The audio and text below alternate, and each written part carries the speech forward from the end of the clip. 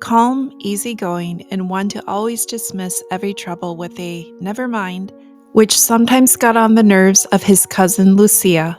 Francesco was a complete opposite of his outgoing sister. He enjoyed playing his flute and had a soft spot for animals. He was close to his sister and did everything he could to make her happy. "It's fine, I don't mind if I don't go out today," he once told his mother when she chose his older brother to tend the sheep with Jacinta instead of him. "I only asked because Jacinta wanted me to." As one of the seers of Fatima, each child had a special mission in their hearts to comfort Our Lady. For Jacinta and Lucia, it was to pray for sinners. For Francesco, it was to console the heart of our Lord.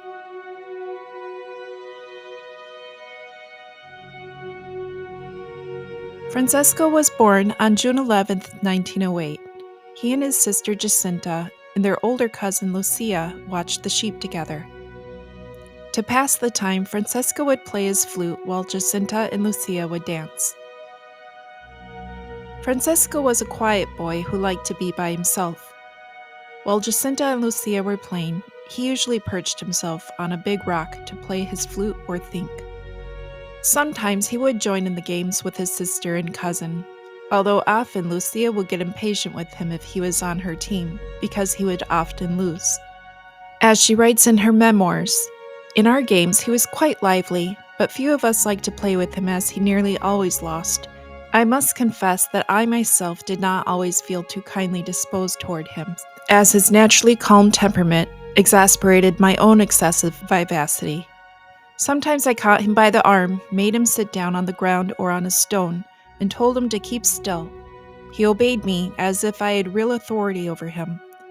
Afterwards, I felt sorry and took him by the hand, and he would come with me good-humoredly, as though nothing had happened. However, on the few times he did win, if someone else insisted they won the game, he would just say, 'You think you won? That's all right, I don't mind.' As mentioned before, his sometimes placid attitude irritated Lucia, and she would often step in for him when he allowed others to take advantage of his good-natured personality. One time, a boy took something that belonged to Francesco and never gave it back. When Lucia pointed this out, he said, 'Let him have it, what do I care?' Another time, Francesco showed Lucia a special handkerchief with a picture of Our Lady on it that he received as a gift. After the handkerchief was passed around among the children who crowded around to see it, one little boy put it in his pocket. Again, Lucia was the one to catch this and confronted the boy. The little boy insisted that it was actually his handkerchief, not Francisco's, although this was obviously a lie. Rather than create conflict, Francesco said, 'Let him have it. What does a handkerchief matter to me?' For all these wonderful qualities that Francesco possessed, for whatever reason, he didn't have the privilege to hear the angel or Our Lady, like Jacinta and Lucia. When he first saw the angel, he saw him talking to Jacinta and Lucia, and although he could not hear what the angel said, he prostrated himself in imitation of Lucia and Jacinta. He repeated the prayer that the angel told him to say, but only because he heard Lucia and Jacinta pray it. When the angel left, Francesco immediately pressed Lucia and Jacinta to tell him what the angel said, but they felt too overwhelmed to talk about it and told him that they would tell him tomorrow. He let it go in his usual way, but the next day he said to Lucia, 'Did you sleep last night? I kept thinking about the angel and what he could have said.' Lucia did eventually tell him what the angel said at both the first and second apparitions, but Francisco didn't understand. He said, 'Who is the Most High? And what is the meaning of the hearts of Jesus and Mary are attentive to the voice of your supplications?' It must have been frustrating for Francisco to see but not hear, and to have to wait until Lucia and Jacinta were able to relay the message, only to not understand what was said. However, he never got upset about it. He only seemed to want to understand, and pondered what the messages could mean. When the angel visited a third time, the three children found themselves with no energy to do anything. Jacinta said, 'I can no longer talk or sing or play. I haven't the strength for anything.' 'Neither have I,' said Francesco. 'But what of it? The angel is more beautiful than all of this. Let's think about him.' When Our Lady came for the first time, Francesco was unable to hear her. In fact, for all of the 6 visitations, he never got to hear what was said. He always had to wait until Jacinta and Lucia told him.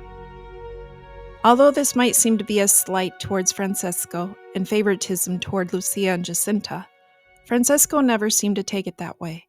He was naturally very humble, and it very well could be that God wanted to preserve that and even deepen his humility. At the time, he was not quite as prayerful as the girls, although all of that changed once he saw Our Lady.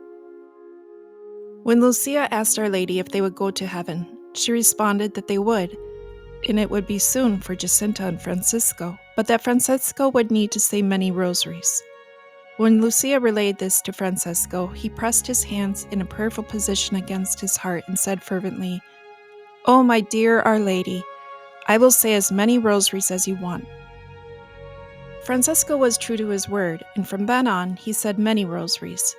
It's said that he has said as many as 8 or 9 rosaries a day, as many as he could fit in. Lucia recalls in her memoirs, "He made a habit of moving away from us, as though going for a walk. When we called him and asked him what he was doing, he would hold up his rosary. If we told him to come and play and say the rosary with us afterward, he would say, 'I'll pray then as well. Don't you remember Our Lady said I must pray many rosaries?'" Our Lady had also told the children that they would suffer much on account of the apparitions, but the grace of God would be their comfort. And it is true, they all suffered from their family, friends, and neighbors.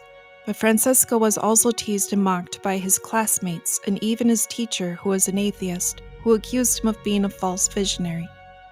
However, Francisco suffered these humiliations in silence, that not even his parents knew about it. When Lucia complained how hard things were at home because of the constant tension in the family, Francisco said, "Never mind. Didn't Our Lady say that we would have much to suffer to make reparation to our Lord and to her own Immaculate Heart for all the sins by which they are offended? They are so sad. If we can console them with these sufferings, how happy we shall be." This was probably the one time when Lucia appreciated Francisco saying, "Never mind." In the 3rd apparition, Our Lady showed the children hell. Although all of them were very disturbed, Francisco wanted to think only of God. When Jacinta would ask him how he wasn't disturbed by hell, he would say, "Don't think so much about hell. Think about Our Lady and our Lord instead. I don't think about hell so as not to be afraid." When the children were arrested and brought to the administrator to be questioned, Francisco was very upset only for Lucia, who was being questioned and was told that she would be put to death, but he wasn't worried about himself. He said to Lucia when she returned and it was Jacinta's turn to be questioned, "If they kill us as they say, we'll soon be in heaven. Nothing else matters." However, all of the threats were only a scare tactic, and the children were released to go home. The visitors continued to come, swarming and smothering the children. Most of the time they would run and hide, but sometimes Francisco made the sacrifice of not hiding and letting people swarm him. He didn't like all the talking. He said it gave him a headache. He also didn't like the questions. It gave him a lot of anxiety to not be able to answer them since he didn't hear Our Lady's voice, so he would just lower his head and not say a word. One time, Lucia came to his house looking for him. His mother was very exasperated, as she didn't know where he was, and the visitors were asking for him. She writes in her memoir, "We sat down on the bench in the kitchen for a little while, thinking that we would go to the cova and find him there. But no sooner did my aunt leave the house than his voice came from the attic through a little hole in the ceiling. He had climbed up there when he heard people coming. From this vantage point, he had seen and heard everything and told us afterward, 'There are so many people. Heaven help me if they ever caught me by myself. Whatever would I have said to them?' It was humility that kept Francisco from wanting to talk to people, not fear, as Lucia states many times that he was not at all the fearful sort. He wasn't afraid to stand up to bullies when necessary, and when he was in prison for the short time for questioning, he wasn't afraid to go up to a prisoner and tell him to take off his hat to pray. He went out alone at night with no fear and handled snakes and lizards with no problem. He even would pour sheep's milk into the holes of rocks for the snakes to drink. But he was afraid of misleading people or saying something he shouldn't, and so he said nothing. One time, when the children arrived home, they found the house full of people. Immediately, they were swarmed by the visitors with prayer requests, questions, and favors. One woman in the crowd was taking people's objects and blessing them, and she motioned for Francesco to join her in blessing the objects. Lucia writes that Francesco said, "I could not give a blessing, and neither should you. Only priests do that." His voice went around the crowd like lightning, as though he had spoken through a loudspeaker, and the woman had to make a quick departure amid a hail of insults of people demanding their objects back that they just gave her. There was one time when Francesco was afraid, however, and with good reason. Lucia writes of the incident when Francesco was cornered by the devil. As Jacinta and I were playing, Francesco, as his usual custom, withdrew to be by himself. Suddenly, we heard him crying out and shouting to us and to Our Lady. We ran in search of him, calling out his name. When we found him, he was trembling with fright, still on his knees, and he was so upset that he was unable to rise to his feet. "What's wrong? What happened?" we asked him. In a voice half smothered with fright, he replied, "It was one of those huge beast things we saw in hell. He was right here, breathing out flames." All three children practiced mortification and offering up sacrifices. Giving up sweets or an opportunity to drink up water was offered up most often, if not daily. Although most of the time they ran off to hide from people and all the attention and questions, sometimes they would mortify themselves by allowing themselves to be found. Francesco knew that he would die soon, and Jacinta too, because Our Lady had told the children this. They would die of the Spanish flu, and Francesco would be the first to go. He already was showing signs of his illness, yet he wasn't sick enough to be confined to his bed and was able to go to school. One day, he decided he wasn't going to go to school anymore. It was more important to him to console our Lord. He told Lucia, "Listen, since I'm going to heaven soon, there's no use in me going to school.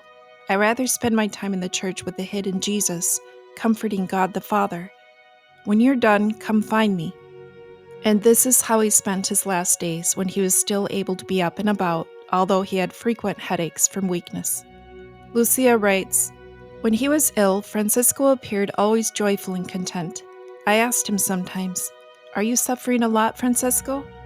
'Quite a lot, but never mind. I am suffering to console our Lord, and afterwards, after a short time, I am going to heaven. Once you are there, don't forget to ask Our Lady to take me there soon as well." "That I won't ask," Francesco said firmly. "You know very well that she doesn't want you there yet." The people who constantly wanted to see, talk, and touch the children didn't leave them alone even when they were sick. One day when Jacinta, who was also sick, was sitting next to Francesco on the bed, talking with him and Lucia, their sister came in, warning them that a big crowd of people was headed their way. Lucia immediately said to Francesco and Jacinta, "All right, you two wait for them here. I'm going to hide." However, Jacinta ran after Lucia, and they hid themselves inside of a barrel, leaving poor Francesco, who hated to be left alone with people and all their questions, in his bed. The visitors went into the house like a swarm of bees, looking for the children, even going into Francesco's bedroom. Lucia reports that they were even standing next to the barrel that they were hiding in. When the people finally left, Lucia and Jacinta rejoined Francesco, who told them, "There were so many people, and they wanted me to tell them where you were, but I didn't know myself." As most people would have been frustrated and disgusted by the selfish behavior of the people, Francesco looked past that with his usual "never mind" attitude and instead focused on the prayer requests of the people. He said to them, "I'll pray for that one woman who is asking for the cure of that sick person, and you pray for the others. There sure were a lot of them." The day before his death, he told Lucia how happy he was, because it wouldn't be long now until he died. Before making his last confession, he called on Lucia to remind him of any sins he had committed that he had forgotten. He asked her to ask Jacinta as well, as she was confined to her bed and unable to visit with him. He received Holy Communion for the last time and told Lucia that he was happier than she was because he had the hidden Jesus within him. He continued to pray his 9 rosaries a day, but toward the end, he was unable to focus. He said to his mother, "Oh, Mama, I no longer have the strength to pray the rosary, and the Hail Marys that I say sound empty." His mother consoled him, saying to him, "If you can't recite the rosary with your lips, say it with your heart. Our Lady also listens that way, and she'll be just as happy." At 10 o'clock that night before he died, he told his mother, "Look, Mama, at the beautiful light by the door." Then, with a beautiful angelic smile, without suffering or complaining, he died. When Francisco's remains were exhumed for his canonization process, his body had natural decay. However, the rosary beads were found firmly embedded in his fingers. Francisco and Jacinta were canonized by Pope Francis on May 13, 2017.